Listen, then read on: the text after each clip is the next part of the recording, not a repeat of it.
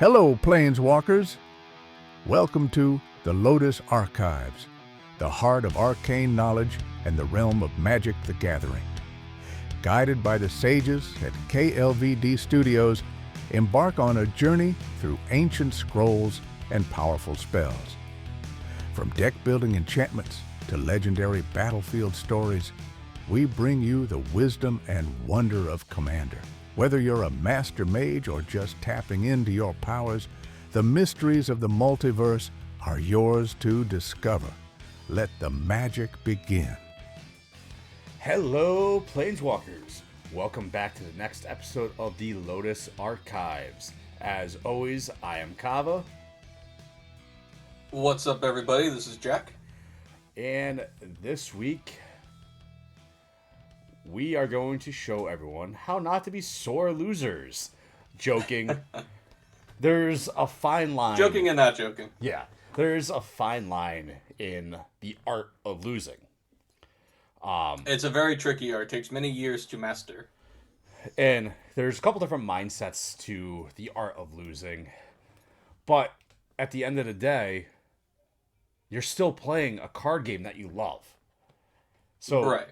You don't want to beat yourself up too much. But, so Jack ended up finding some rules of sportsmanship. These are generic sportsmanship rules. So we'll go over like the basic fundamentals. Yeah. They're generic sportsmanship rules, but I'll let him read them off, and we are going to discuss them a little bit as we're reading them off here. Yeah. So what's the first one? We've just got... These are just basic, like, the fundamentals of just being a good sport and losing, right? Because we all know losing sucks, all right? We all can agree that losing a game is, like, we all go there to win, right? We all know the focus of Magic the Gathering, in Commander specifically, is to win the game. That's what we all want to have fun, but we also like to win. Now, losing can leave a bad taste in your mouth depending on the way you lost. But despite all that, it shouldn't stop you from being a good sportsman about the way you lost. So what I found through some research here was just the basic fundamentals, 7 rules here of just decent, good sportsmanship. And kicking off with number 1 is simply avoid arguing, right? Avoid getting into big fights about things, getting into heated debates of off-topic stuff can really help to avoid, making people salty or hurting feelings or things like that. And this also really, I think, ties into arguing over game mechanics and game rules, right? Because we know Magic the Gathering has a lot of crazy mechanics. It has a lot of weird interactions that aren't always, accounted for in different rules texts. And like Oracle text and stuff like that, like different interactions can cause some really confusing actions. So, the best way for this is to, avoid arguing amongst yourselves, grab a judge if you can, Google some rulings, and try not to go at each other's throats over this basic thing, because ultimately it's just a, casual fun card game that you're having with your friends, right? Like, if you're just sitting at the kitchen table with your buddies having a good time, these are your friends, right? Like, you don't want to be having huge debates and arguments about a card game with your friends when you went there to have fun in the first place. Because then you could leave having a bad time. I would think so. Right, so that's just rule numero uno. That's the first and foremost, and probably one of the biggest ones, I think, to help, make sure that everything's going the way it should.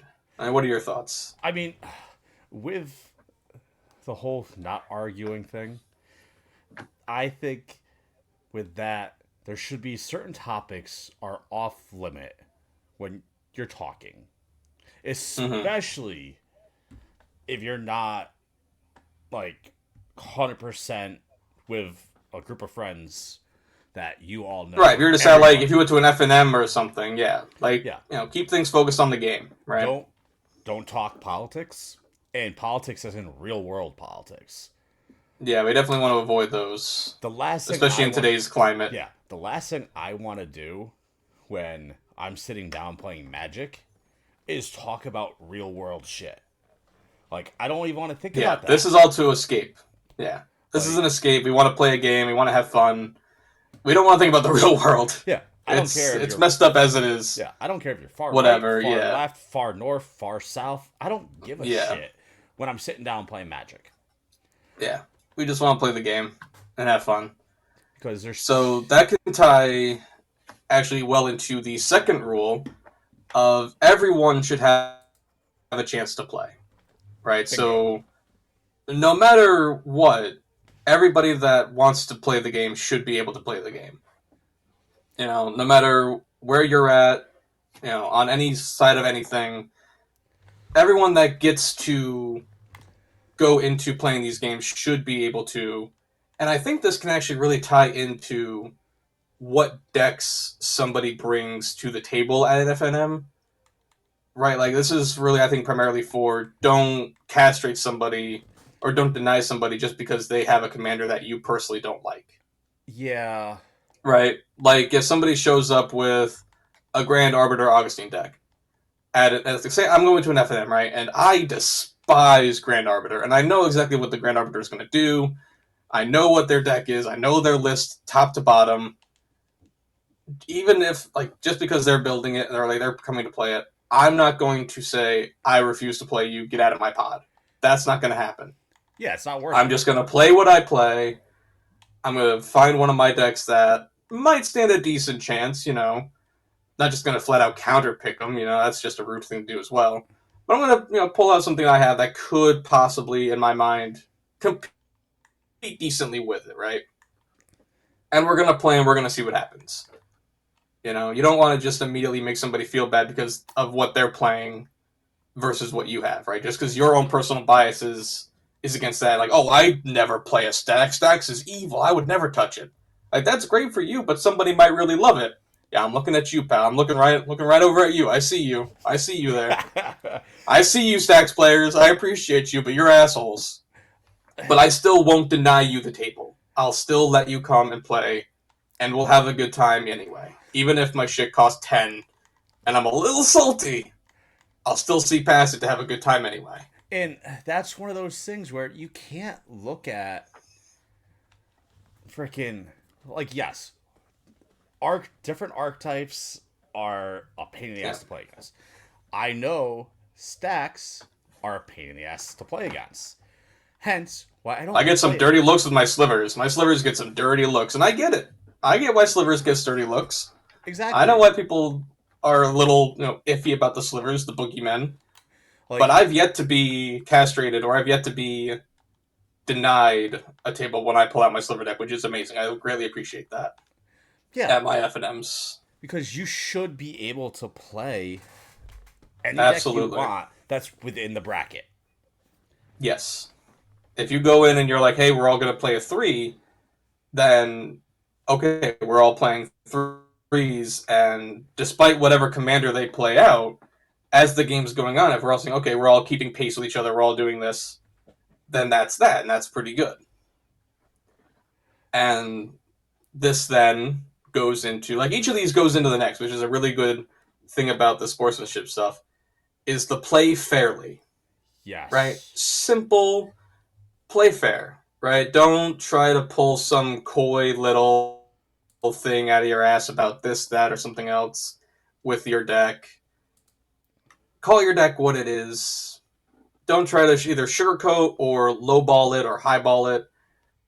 Which lowballing, I think, is probably easier than high. Some of us may have higher ideas of what our deck might be. We might be super proud of it and super excited about it and amp it up a little bit more than we think it is, which I wouldn't give any fault to anybody for doing so, right? They could just be really excited about it and think it's really good.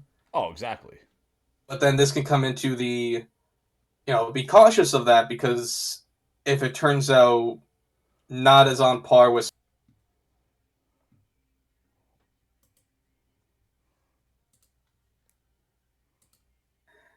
you may end up getting a little sad or that you had in your brain, which I've had happen plenty of times in the deck that I built up. I spent nights building it, and it's just completely fallen apart, right? So that's when you want to go back and look at it, but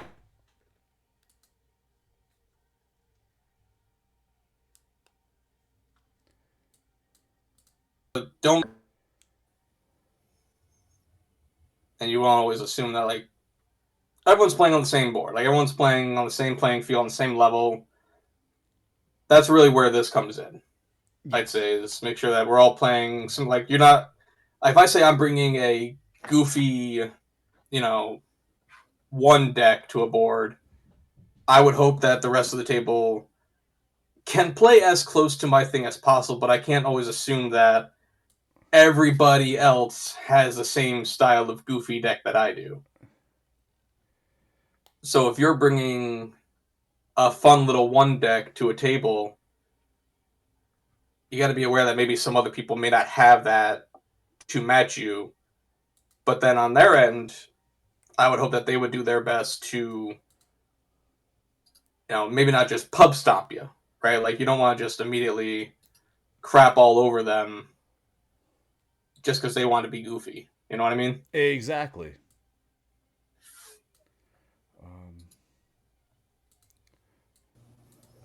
With the whole play fairly Yeah. and follow the directions and rules of the games, and everybody is entitled to play. I don't care. I mean, the only exception that I could possibly see is if I'm sitting at a table at an LGS with a group of my 4 friends that I went there to meet purposely. Mm-hmm. Maybe if someone asks to join next game, if we don't want to jump to a 5-man pod, I might tell them, hey guys, sorry, we're just playing together tonight. Right. Yeah, that's leave it at that. I think that's a bit of a different style than just like denying somebody the ability to play based on what their deck is. Yeah, and you but so the yeah. You shouldn't just outright deny anybody. Now, right. And playing fairly can definitely coincide with that 100% to make sure that everybody's having a fair, fun game. Ultimately, that's the goal, right? The goal should be, yeah, you want to win, but yeah, you also want to make sure that everyone's having a good time. But you can't always see, it's like a double-edged sword. Like we can't be responsible for everybody's level of enjoyment, right? We can do our best to, encourage a fun and healthy environment to play this game that we all love, and that's ultimately what we want to do. But we can't always predict and know how somebody will react to various situations, right? Which this ties into following the directions and the rules of the game, right? If we all are playing on the same field and we're, sorry, excuse me, a little mustache itch. If we're all following the same rules, right? We're all going along with the directions and we all understand the fundamental rules of the game, then that should, in theory, and ultimately it should, lead to a enjoyable, fun game when we all know that we're all on the same page and we all know what we're doing, right? As opposed to, and if somebody doesn't know every possible interaction or ruling, which we all don't, right? There's so many in this game that nobody could fully ultimately know. I mean, the judges always do, but we can't always know for sure how different things will play out. However, knowing those basic rules, knowing the steps and the phases of the game, knowing when and where to react, and when you can respond or play certain things, that can lead to a very enjoyable game and lead to less arguments, right? About when and how we can do certain actions in the game. And like we were saying, a lot of these all tie together. Play fairly. Yep. Follow the directions, rules of the games. And probably the most important one, respect everyone at the table. Like, yeah, just show decent, genuine respect, right? Like, treat everyone. Don't hate on somebody just because they're playing a style you don't like. Yeah, treat everyone how you want to be treated. golden rule that we should have all learned when we were freaking toddlers. Yep. Like, if you don't Seriously, want to be kindergarten stuff, people. Yeah, if you don't want to be talked to a certain way, don't talk to other people that way. It's simple. Right. Don't open the gateway to that when you yourself don't like it. Like, you know, I know for me, you know, and I think it can help if you're right. Yeah, like I know for me, if we focus on the game, yeah, like if I'm just sitting there focusing on the game, playing the game, and someone comes at me for no freaking reason, you better be prepared that I'm gonna come back right at them. Right. Sometimes with the same energy. You get what you get what you're given. Yeah. At the end of the day, just be cool. I mean, Christ, we're all sitting playing a card game. Yeah. Right.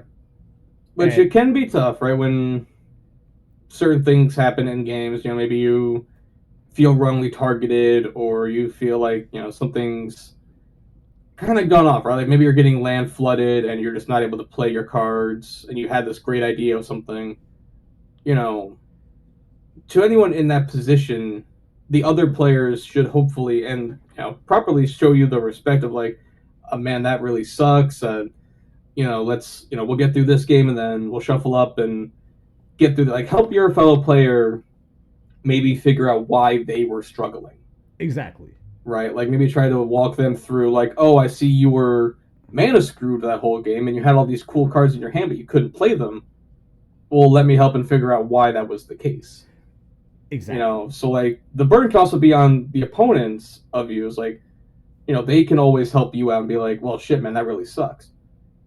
But they probably won't be as likely to do that if you're stomping your feet, if you're slapping the table, if you're pouting and whimpering like, well, why can't my deck do what I want it to do? And I put out like, if you go at it with a cooler mindset and being like, man, this really sucks. What the hell did I do wrong? How is my deck not functioning like this? And if you're like, you know, trying to be in a more respectful manner of, shit, well, this deck just isn't opting the way I wanted it to, then it will incentivize other people to respect you in kind and show you maybe how to tweak it and how to update it, which we'll get into after this. Our latter half here will be into helping out to try to figure out tweaking certain aspects. Yeah, like I know for me, if a player that I'm playing against loses with respect, I am more likely to offer, hey man, I noticed you were mana screwed, or I noticed you were getting flooded. Do you want me to take a look at your deck list? Or you just couldn't draw what you needed to, yeah. Maybe I can see something that you didn't. Not that I'm the best deck designer, but I've been playing long enough. No, but it's always good to get a second perspective. Yeah. Yeah. Like, I mean, I've been playing long enough. And this can definitely help out new players. Yeah. Everyone's been mostly... I would definitely say the burden is on... Yeah, the burden, I think, is on veteran players. Like, those of us that have been playing for over 5 years to 10 years, we really should be the guides to helping new players get their stuff in order. I think what's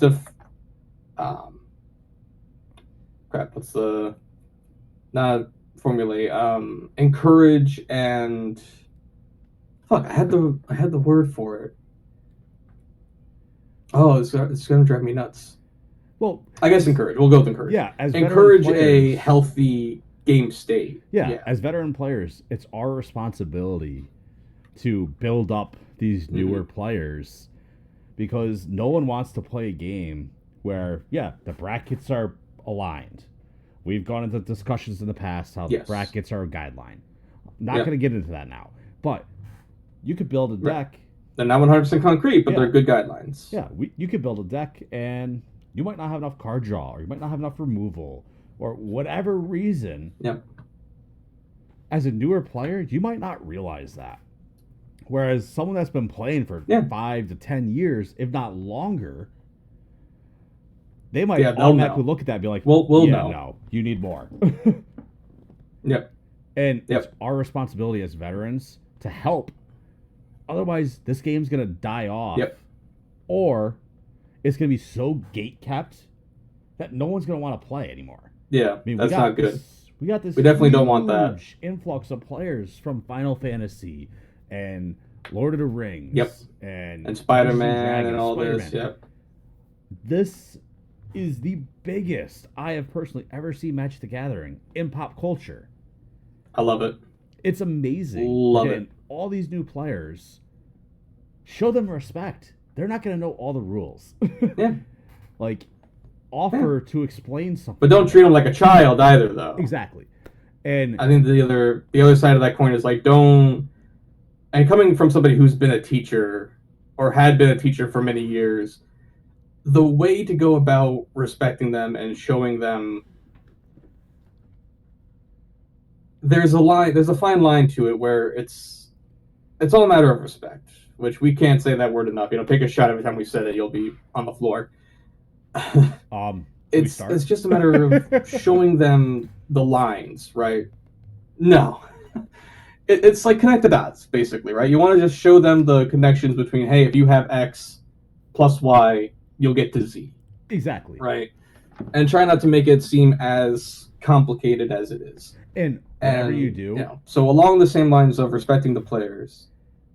Yeah. I mean, we were just talking about helping other players at the end of the game, maybe helping diagnosing what went wrong. Whatever you do, don't give unwanted opinions.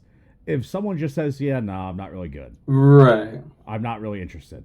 Don't sit there and look through their deck list and be like, oh, you should have used this card instead of this, or this instead of that, or there's no way that could actually work. Right. Don't be that guy. Like, if they don't want the advice. Yeah, we want to try and be helpful and positive. Yeah. So. Right. With that. That also just goes into like the etiquette stuff of just like, don't just pick up somebody's cards. Oh my God. That's it all. Crazier. It all goes into that. But right? At the end of the day. Now, along the same lines of respecting the player. Yeah. Judges, store staff. No one wants to play with someone respect that's them an asshole. Just as much. Yeah. But so with that, why is your deck losing? Why do you keep losing? So my mindset is there's two ways to look at it here. You have a new deck, and you have a veteran deck that you've had for a while, and you built and you freaking upgraded to all hell, so you think. Well, the easier one to determine why you're losing is the new deck you just built. So, Jack and you and I talked about this extensively before we jumped on the stream here. But you might not have enough lands. You might not have enough card draw. You could have a lack of removal. You got to figure that out. Yeah. There's so many tools out there to help figure, the proper statistics. And this is a whole science that we've been looking into, and that so many others have looked into over the course of multiple years in this game of like, how many pieces of removal should I run? How many lands? How many pieces of card draw?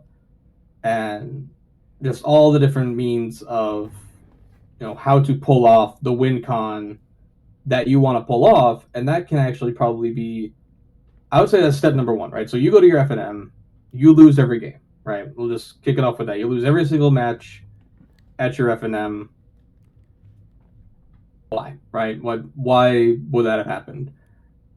So we go back to the drawing board, and I would say the first step is probably to look at your win con. Right, like what is it that you want to do with that deck? Where do you see it? How do you want to win? Essentially, is the way that you would want to start off and see how to connect the dots from there, more or less, right?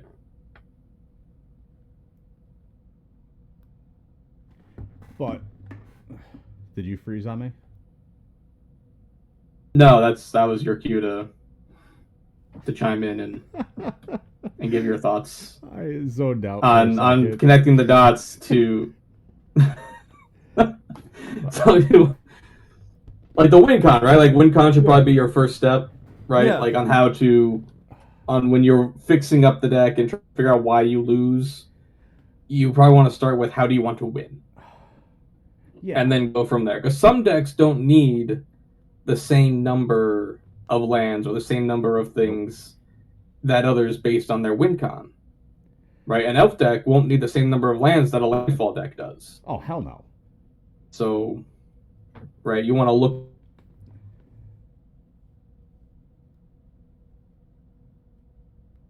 into anything to add on that?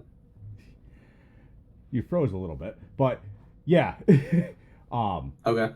No, with your win con, you need to make sure that it's actually a viable way to win the game. And True.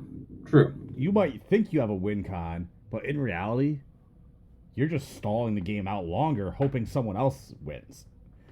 Like, I don't care if you're playing a group hug. Yeah, there are definitely things like that. Yeah, I don't care if you're playing group hug, group slug, pillow fort.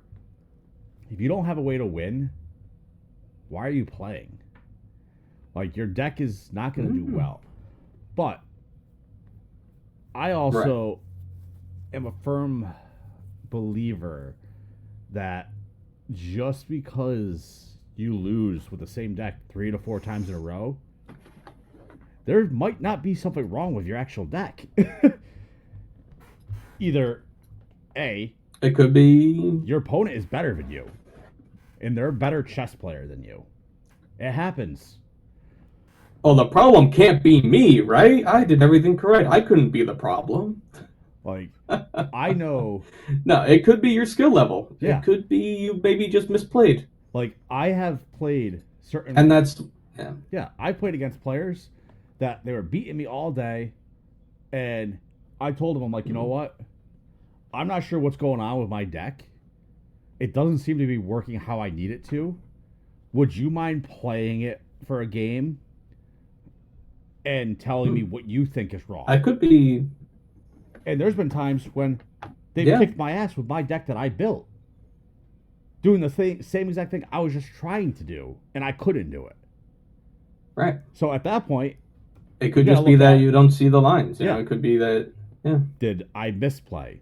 Did I not tutor for the right card? Did I not do the right thing at the right time? Right. It's not always your deck, and it's not always your opponent. Like, you might. That can be a tough pill to swallow too, actually. Oh, so the best thing that I would give for that is goldfish your deck. And Command Zone did a phenomenal, 2-hour-long video on what goldfishing is. So I highly recommend going to check that out. As after I saw that, I started goldfishing the hell out of all the new decks I built to then see what can be done with different hands and different things. So just play test the hell out of a new deck before bringing it to the FNM, so you know what to do in certain scenarios with what you have in your hand. Yes. Right, and you can try in your brain while you're goldfishing to maybe play test out certain scenarios of, oh, I know that a card I'm playing is a high value target. It's very likely it would be removed. What do I do in that scenario if this card is removed through a path or sword or, whatever? Like, if one of my pieces gets taken out, which is very likely, what should be my next step? Exactly. Going forward in the game? Like, how can I recover, or how can I, make the best out of that scenario? And which that's something that it took me a while to figure that out, or to think on those terms. Yeah, and sometimes your only option is, fuck, that was a good play. I couldn't have done anything to stop that. Yeah. Right. Because that's the other big pill to swallow there. Yeah. You might have already used your counter spell that you had in your deck. Mm-hmm. The one that you had in your deck. For some reason, if you're only playing one in fucking blue, that's fucking ludicrous. I mean, if you're if you're like a 3-color blue or something, I'd say at least run 2 to 3 counter spells. Yeah. But if you have blue. If you counter unless you're mono blue. Mono blue should run 12. Yeah. Yeah. I mean, if you counter the wrong spell and then your commander gets countered, you're fucked. Like, there's nothing you could have done about that. You could be. Right.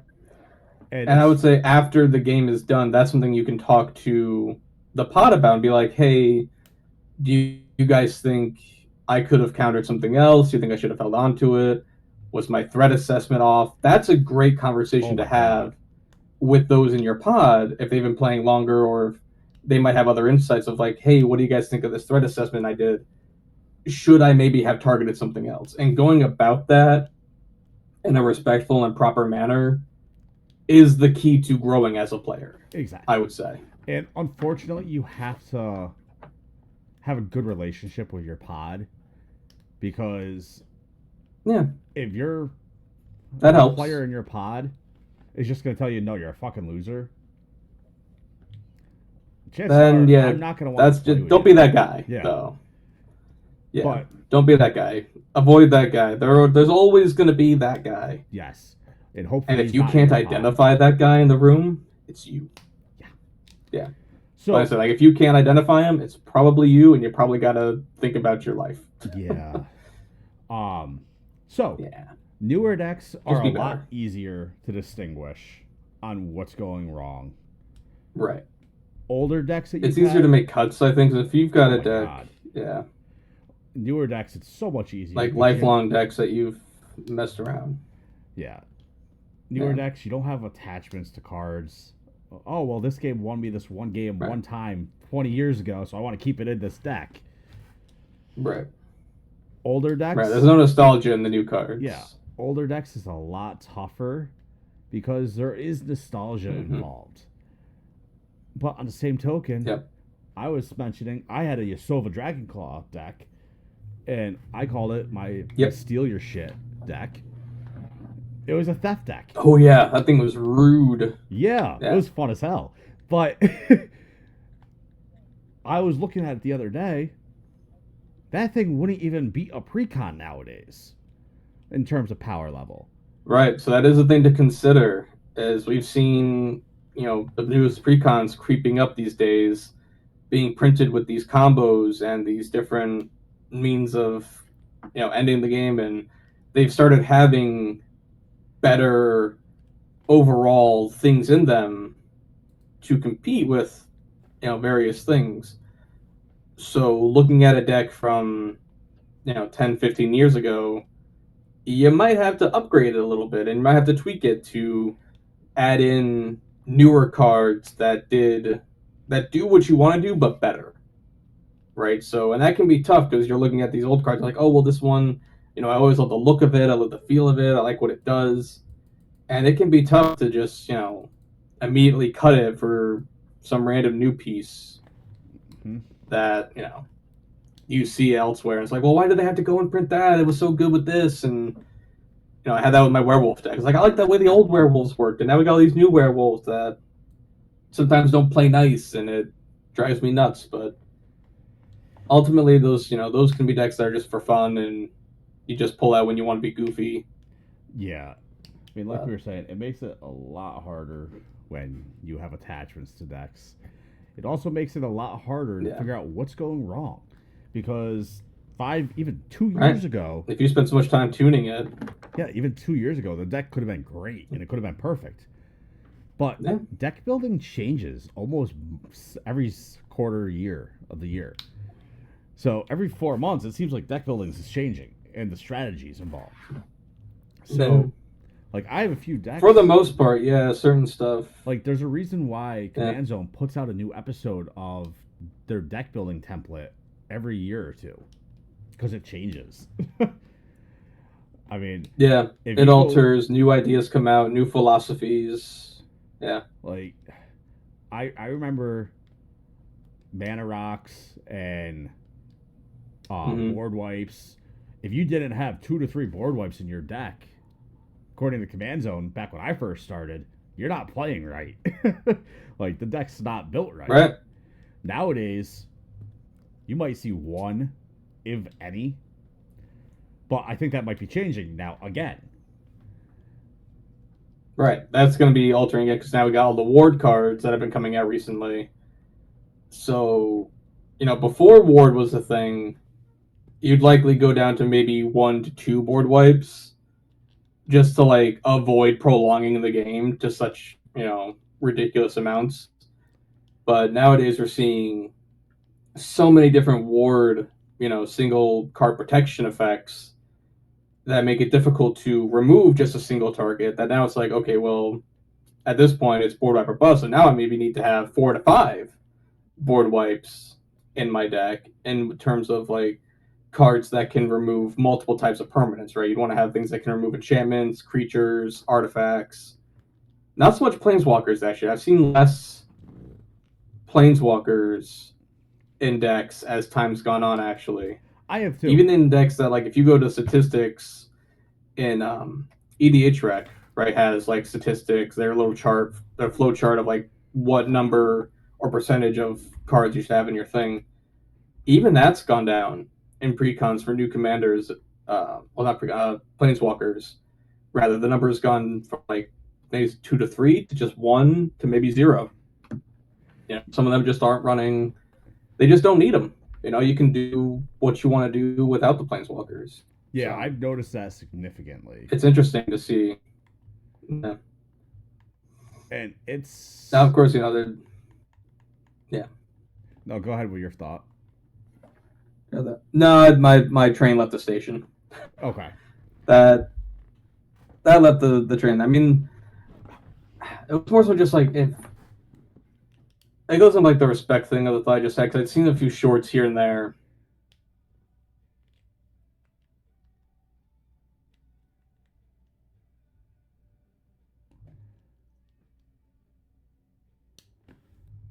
Obscure cards and the best synergies. It truly is, you know, an absolute miracle to have a site like that. Those guys are MVPs on finding random different ways to synergize with a theme or archetype that you want to go into. So, as a part of the respect bit to other players, don't bash them or hate on them for how they built their deck. Right? Yeah. We all have different deck building techniques. We all have different ways. Some of us scrounge through our collection to find what we want, and we don't look anything up online. That's fine too. It's all good either way, right? Exactly. But Yeah. with that, try not to stay salty too much. But Right. we wanted to talk about how to properly lose and how to fix it this week. Yeah. And I'd say even like using sites like Architect or Moxfield, actually put your deck in one of these sites to simulate it. It can show you your mana curve. It can show you how much of a color, like if you're running a 3-color deck and you find that you're missing colors of a certain type, throw the deck into Architect. You know, use a site like that to show you the curve and show you if you're running too few lands of a color you need. Or maybe your curve is too high. Maybe you have too many 6-drops and you're just not hitting. Because like if you have too many 6-drops and you're only running maybe 30 to 31 lands, maybe only 32, you might need to bump that number up a little bit while decreasing your number of 6s down to maybe 3s and 2s. You know, run a little bit more early game ramp and stuff to help you get to your bigger payoffs, you know? So that's really the final note I had there for that, was to really just use the tools at our disposal. And there are so many tools nowadays. Oh my god. More so than what you and I probably had when we were first starting out. Like, Dude, there was no, like, EDHREC was in its early days back when I first started. We didn't really have sites like that. If I wanted to find stuff, I had to use an early version of Gatherer oh my god. to look up different card types. Like if I want to find vampires, I would just have to go to Gatherer, type in vampire, and just find every single card in the database of vampire, and then use that to build stuff. There was no like stats. There was no this or this. Building decks was such a pain in the Use ass the tools when I first started. But it was fun though. Yeah. It was a pain in the ass. It wasn't a bad time. It was a pain in the ass, yeah. So utilize the tools, utilize the people in your pods, ask questions. Never be afraid to ask questions. The only dumb question is the one not asked. Bingo. Right? That's really it. So it's like, oh, I have a silly question, or oh, I have a dumb question. No. The only bad question or dumb question is the one that stays inside you and that you don't ask. Yeah. That's it. So always go for it. learn and grow. Yeah. So with that, everyone, that is our lesson on how to lose like a champ. And as always, and how to fix it. Yeah. And maybe, yeah. As always, I am Kava. This has been Jack. Like and sub if you like it. We Or will don't. catch you guys all next time. Take care.